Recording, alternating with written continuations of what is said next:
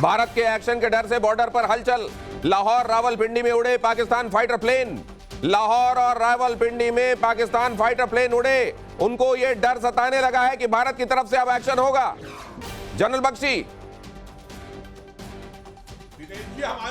होना भी चाहिए, क्यों नहीं अब तक? अच्छा है अगर मेरे दुश्मनों को, देश के दुश्मनों को रात को नींद नहीं आती, लो बैक एक होती है टेंशन से, बहुत अच्छी बात है। जिस तरह की हरकतें वो कर रहे हैं उनको गर्दन में दर्द होनी चाहिए। ठीक है साहब, आई थिंक काफी कर लिया है उन्होंने। राकेश पांडे हमारे संवाददाता पहलगाम से हमारे साथ जुड़ रहे हैं और ज्यादा जानकारी लेकर। राकेश, आपके पास आपने क्या देखा, क्या महसूस किया? बताया जा रहा है कि एन मास वहां से टूरिस्ट निकलने शुरू हो गए हैं कश्मीर से, वो वापस घर लौटना चाहते हैं सून एज। आपने क्या देखा वहां? बिल्कुल दिनेश जी, मैं आपको बताता हूं कि मैं मरहमा में मौजूद हूं। यहां से अनंतनाग थोड़ी दूरी पर, करीब 15 से 20 किलोमीटर की दूरी पर है, जहां पर अमित शाह पहुंचे हुए हैं, जहां पर बैसारन घाटी में जो अटैक हुआ था। और यहां पर ये जो रास्ता है, ये रास्ता आता है श्रीनगर से। और आप देखिए जितनी गाड़ियां आ रही है, उन गाड़ियों को यहां पर रोका जा रहा है। जम्मू कश्मीर पुलिस के लोग हैं, साथ ही सेना के भी लोग हैं, सुरक्षा बल यहां पर मौजूद है। और देखा ये जा रहा है, सिर्फ जो लोकल्स है उनकी ID चेक की जा रही है, उन्हें सिर्फ आगे जाने दिया जा रहा है। और ये रास्ता सीधे अनंतनाग पहलगाम उस जगह पर जाता है जहां पर ये कल अटैक हुआ था। यहां तक कि मीडिया की भी गाड़ियों को फिलहाल इससे आगे नहीं जाने दिया जा रहा है, उन्हें रोका गया है।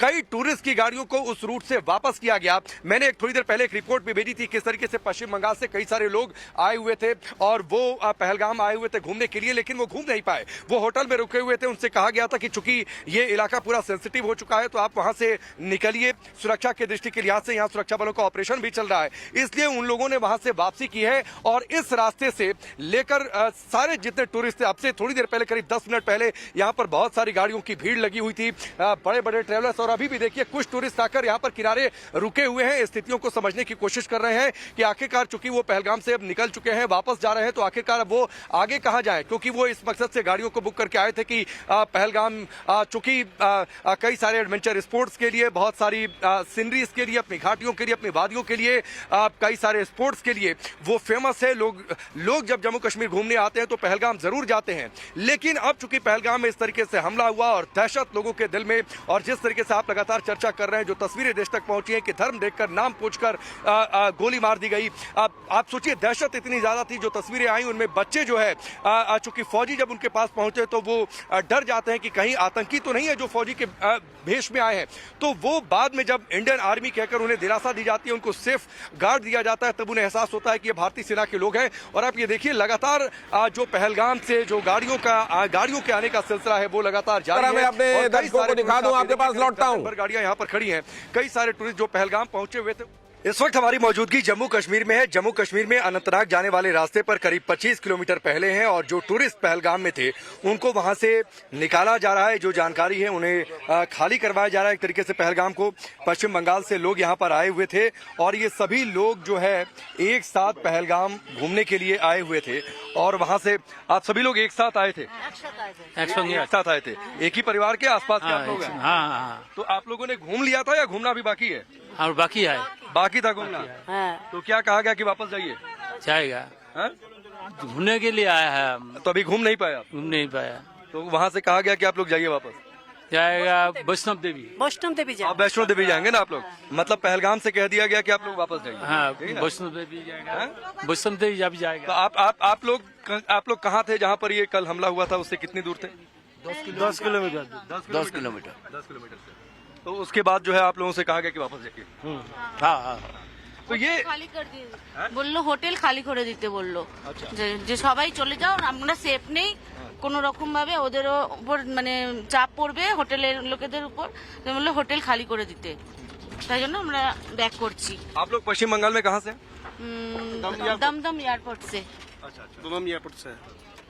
तो आप देखिए पश्चिम बंगाल से ये लोग आए, यहाँ पर पहलगाम घूमना था, लेकिन आतंकी हमला हुआ। आतंकी हमले के बाद जो है लोगों से कहा गया कि आप जगह को खाली कर दीजिए, सेफ नहीं है, होटल्स को खाली कर दीजिए, ये कहा गया। अब ये लोग दूसरे इलाकों में जो इनका घूमने का कार्यक्रम है माँ वैष्णो देवी का, वहां पर ये लोग जाएंगे। लेकिन पहलगाम में जाहिर सी बात है सरकार चाहती है कि कोई बड़ा ऑपरेशन चूंकि चल रहा है तो उसके मद्देनजर जो सिविलियंस हैं, जो टूरिस्ट हैं, उनको वहां से हटा लिया जाए। ये एक बड़ी खबर है। कैमरामैन सचिन के साथ राकेश पांडे, टाइम्स नाउ नव भारत, जम्मू कश्मीर। ये देखा आपने। अब ये कुल मिलाकर टूरिज्म, ये भी एक बड़ा सवाल है कि अगर जम्मू कश्मीर को खुशहाली के रास्ते में और आगे बढ़ना है तो टूरिज्म उसके लिए एक तरीके से ऑक्सीजन है, और ऑक्सीजन पाइप ही काटने की कोशिश यहां पर आतंकवादियों ने की है। प्रोफेसर कपिल, देखिए 2010 में मेरा आर्टिकल है, where all forecast fail, terrorism and tourism, उस समय वार्न किया था। और अब मैं एक बात पूछना चाहता हूं कि जितना टूरिस्ट इस समय वैली के अंदर और वहां पे है, क्या उसकी नफरी कर ली गई है? क्या वो लूटा नहीं जाएगा? क्या वो सुरक्षित है? ये भी जिम्मेवारी बनती है वहां पे। सर एक और बड़ी खबर आ रही है आतंकी हमले पर, एक और बड़ा खुलासा आतंकियों की इससे भी बड़े हमले की प्लानिंग थी।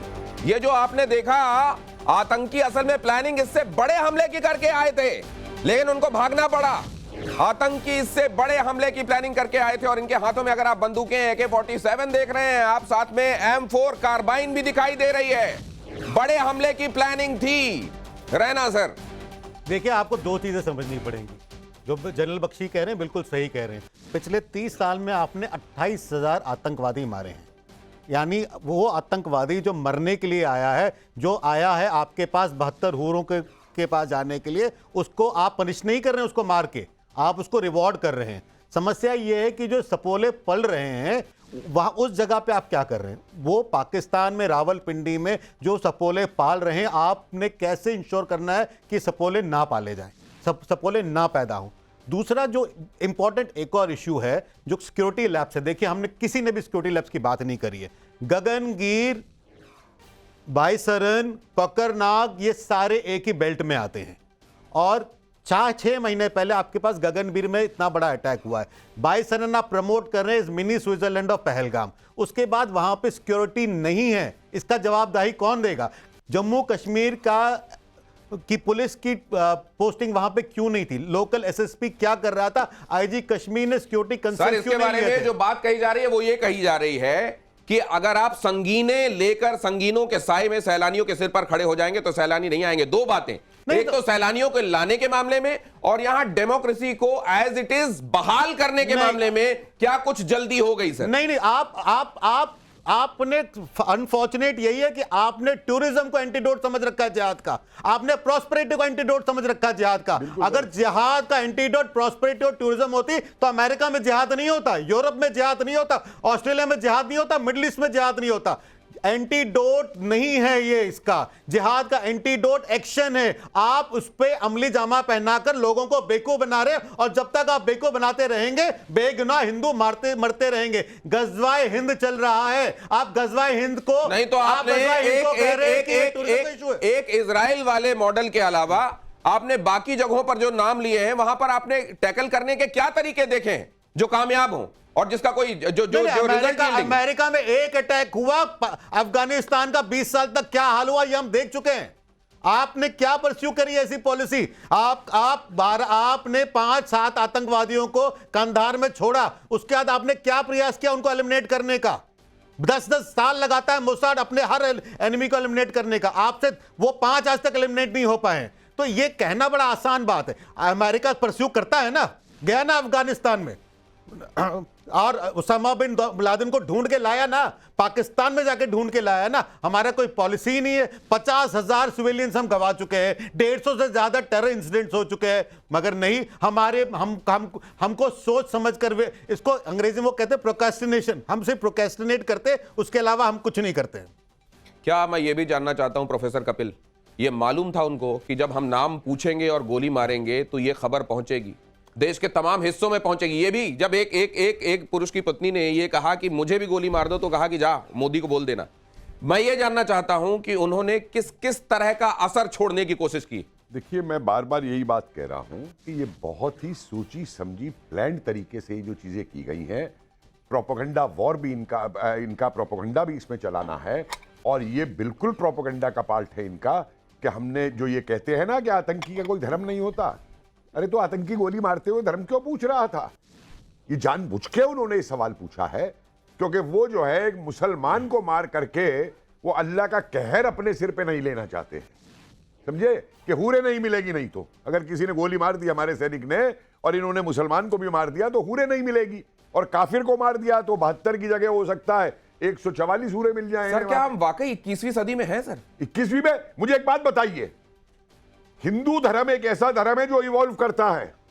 हमने सती प्रथा छोड़ दी, जाति प्रथा के खिलाफ हम आवाज उठाते हैं, और बहुत सी कुरीतियां हैं जिन पे हम बाहर निकल करके आते हैं।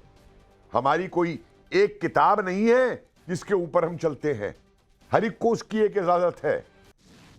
लेकिन दूसरी तरफ मैं इससे आगे नहीं कहना चाहूंगा सर। तो हमारे लिए देखिए, अगर हिंदू आतंकी होता ना, हिंदू कट्टर होता ना, तो MF हुसैन के हाथ काट दिए गए होते वो चित्र बनाने से। अभी दिसंबर में भी जिनकी प्रदर्शनी दिल्ली में लगाई, हिंदू ने ये कभी नहीं किया।